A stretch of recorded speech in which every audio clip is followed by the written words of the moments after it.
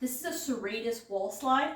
You need a wall and a foam roller. Now technically you don't need the foam roller. You could do the wall slide simply on the wall. I'm a fan of the foam roller because it kind of gives you some tactile feedback and allows a bit better movement.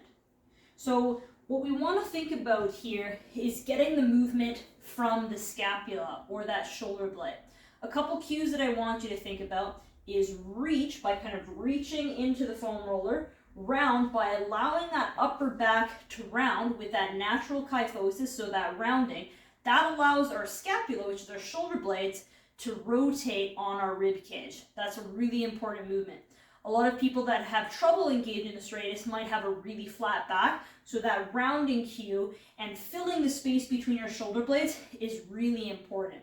Now rotate is us getting that rotation from the scap. If you're with your coach, they might actually place their hands on your scapula to kind of guide that movement so you can feel what it feels like. So in order to set up here, we always want to make sure that we've got a nice stacked position, so a neutral pelvis position. My foam roller starts at about chin height, and I've got both hands about shoulder width apart to start, facing each other or even slightly externally rotated. Now I want to keep my elbows below my hand the whole time.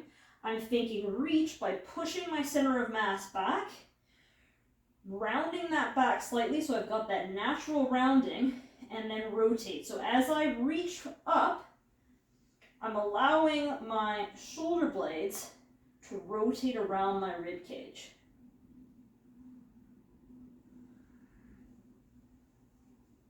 Now notice that my elbows don't fully extend at the top position, right? They almost get there. So if you notice that you're fully extending the elbow at the top, it likely means that we're not getting the movement from the scapula, that we're actually just getting it from the shoulder joint. So we want to make sure of that through the movement. Nice stack position, right? We also want to make sure that those elbows don't flare out like crazy. I'm trying to keep the elbow in line with the hand the whole time.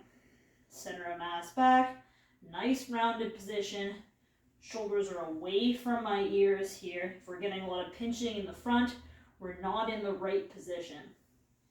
So if we're doing this exercise correct, we should feel quite a bit of activation through that serratus anterior on either side.